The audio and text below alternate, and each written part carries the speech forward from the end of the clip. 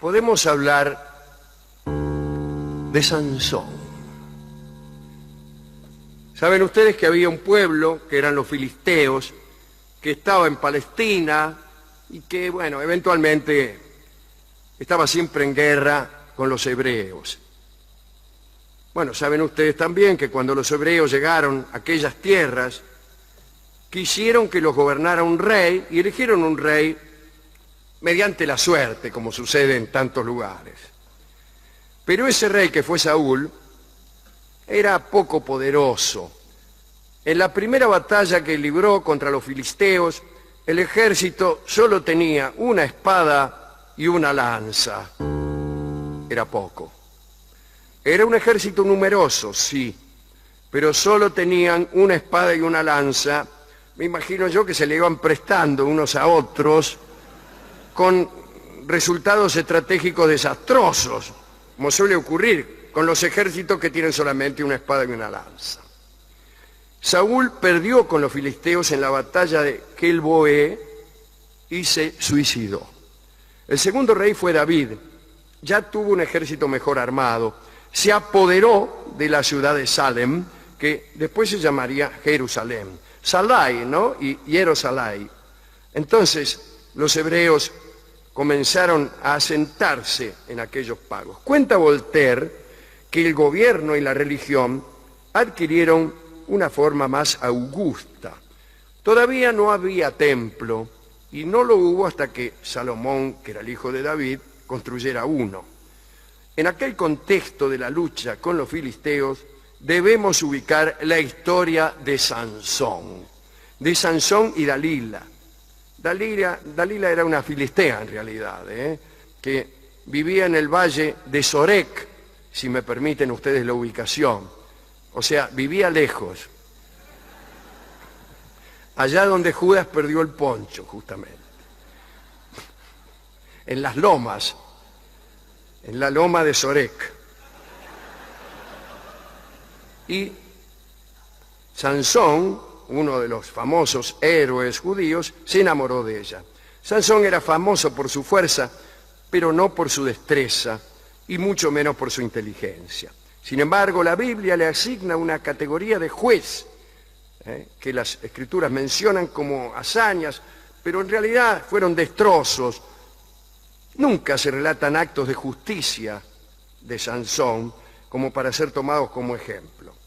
En ese sentido es un reflejo de Heracles, que también era muy poderoso físicamente, pero en muchas ocasiones desmesurado, desprolijo en sus hechos. Ahí cuenta nuestro amigo Jacob Burckhardt, el que escribió sobre los griegos, y dice que el heroísmo, en el caso del personaje clásico, Heracles, pero también del personaje bíblico, el heroísmo no debería pensarse en términos de una moral intachable. En verdad, ser un héroe, dice Burckhardt, no conlleva el hecho de estar libre de pecado, de infracción y aún de crimen. Los héroes a menudo eran unos verdaderos animales. Bueno, Sansón tuvo un primer noviazgo con una mujer filistea que no era Dalila, se llamaba Timna. Es un lindo nombre para una novia, sobre todo para aquella gente que no se conforma con los nombres clásicos, ¿no?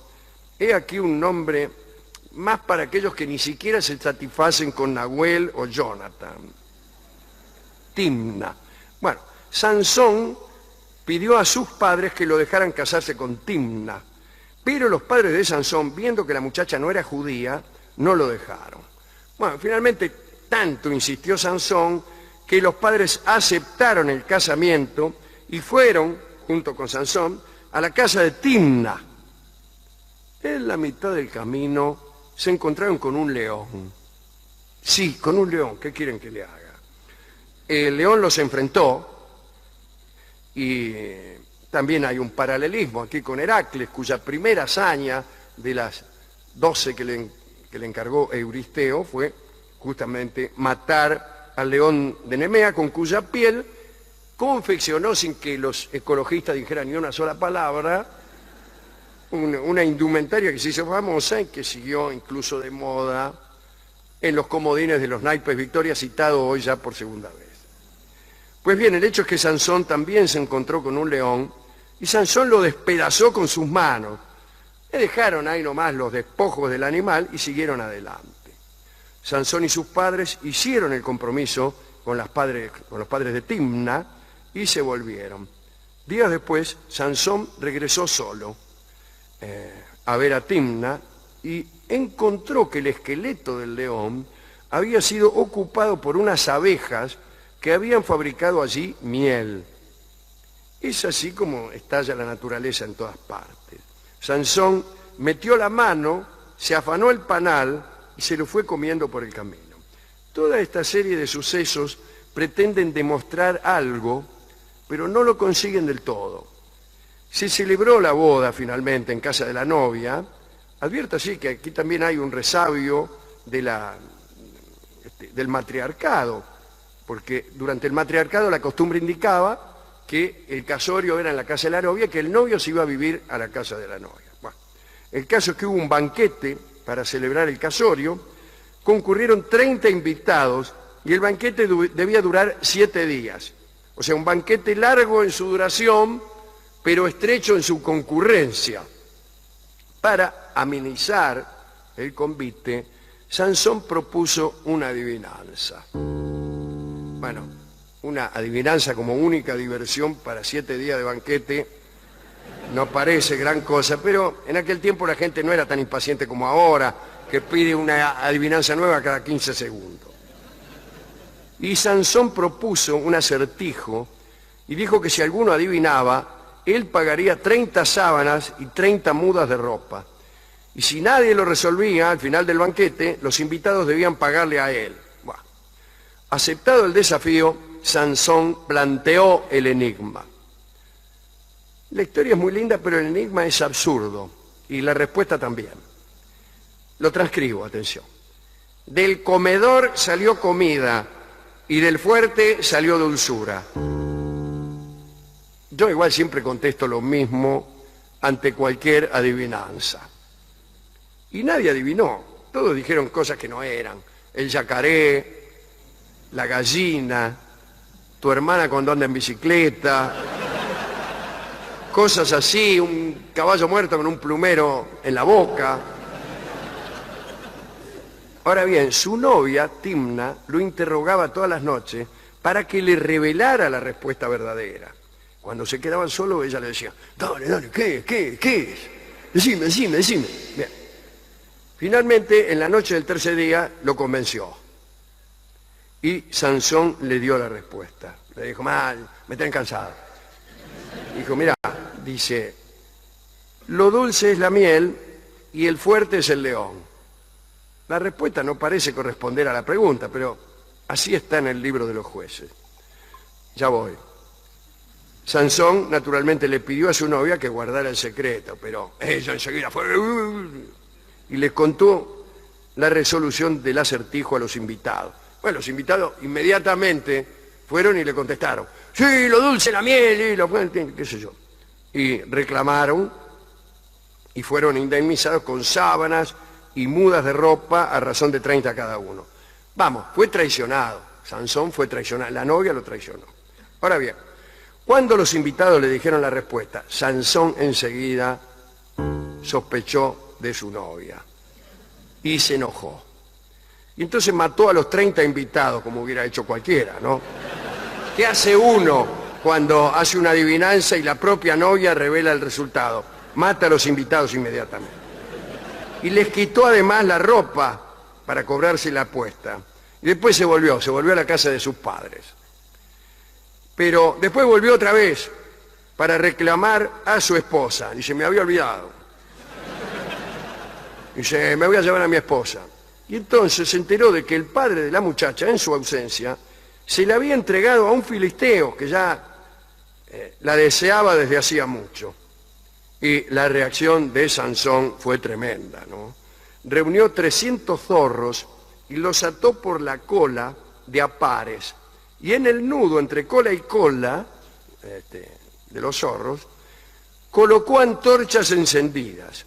Los zorros, a ver sus colas en llama, salieron rajando, corrieron por los campos y prendieron fuego a los sembradíos, y los campos quedaron destruidos. Es una locura, es una venganza muy difícil, trabajosa. Hay que atar a 300 zorros por la cola, hay que conseguir estopa, hay que cuidar que todos los zorros salgan corriendo al mismo tiempo. Es imposible. Tenés que tener colaboradores. Por ahí el zorro sale para el otro lado, no para los campos.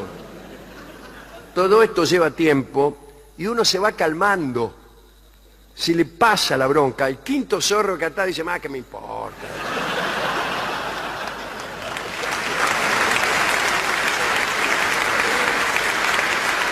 Bueno, pero Sansón no se calmó y los campos quedaron destruidos.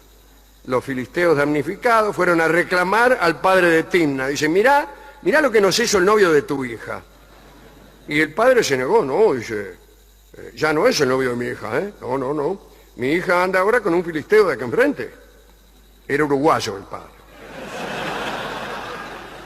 Entonces los vecinos, que eran de la misma catadura de Sansón, quemaron vivos a Timna y a su padre, mismo aprovechando el fuego de los sembradíos. Y después buscaron a Sansón, lo apresaron y lo ataron, pero Sansón se liberó y mató a 1000. Ni uno menos ni uno más.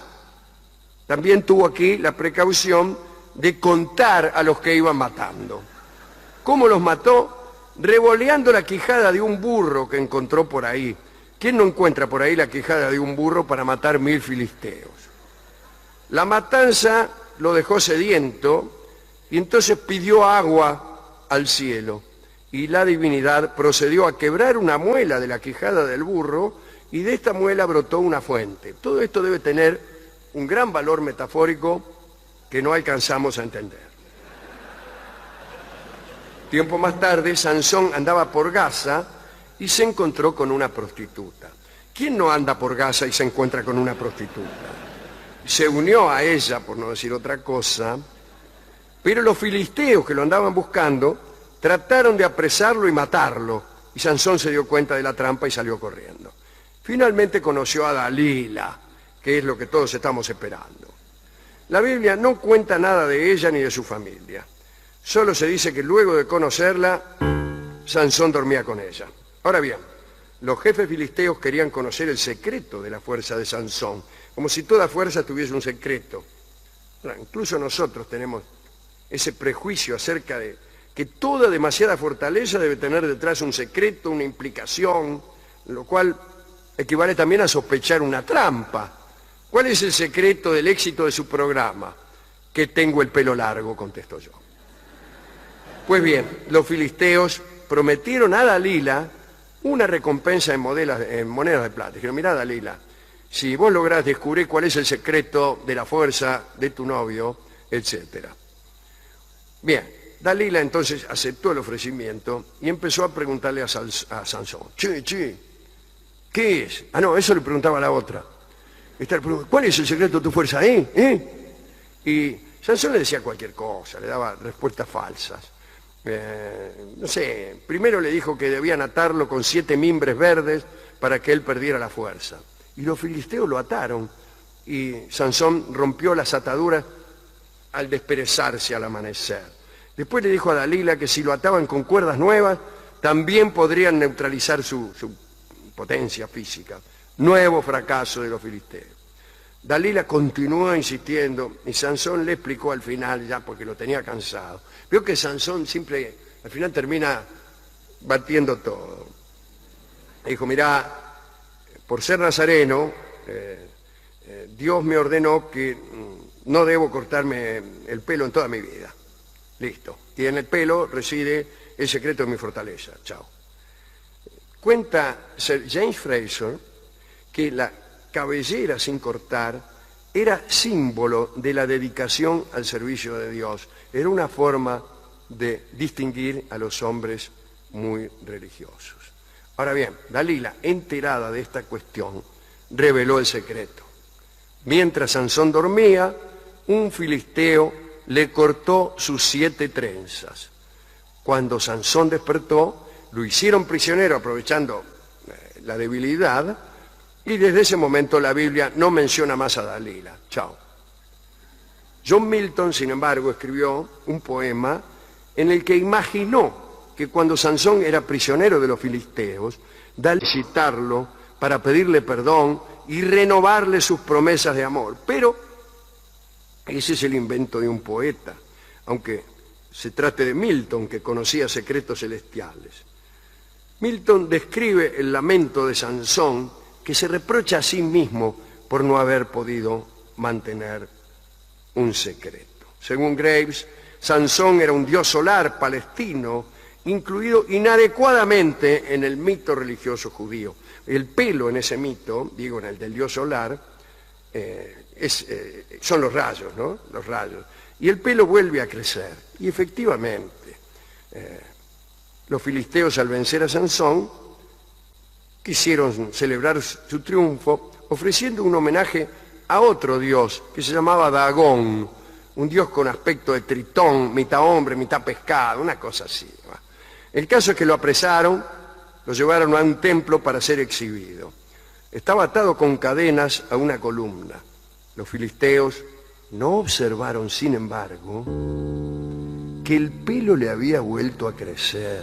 Le crecía rápido el pelo a Sansón. Y cuando el festejo estaba en su apogeo, y en lo mejor del bailongo, Sansón estiró los brazos, como ya saben ustedes, hizo presión sobre las columnas se quebraron, el templo se vino abajo y allí murieron todos los filisteos, menos 1000 que ya habían muerto antes. Pero también murió Sansón. El final de esta historia tan trágica le permitió a Sansón ocupar un lugar en el libro de los jueces. Lo nombran como juez. Sin embargo, Fraser dice que Sansón no tiene nada que hacer entre esos jueces, porque, dice Fraser, estamos autorizados a dudar de que haya sido juez. Para Fraser, Sansón era un calavera, libertino, bellaco, pendenciero, fanfarrón, aventurero sin escrúpulos, compadrito Junigranciete. Estos dos últimos los agregué yo. Según otra versión de la historia, Sansón sobrevivió al derrumbe, se dejó crecer el pelo, se dedicó a la venta de artesanías y a cantar canciones irreverentes. Finalmente, aprovechó su enorme melena para practicar raros peinados nuevos.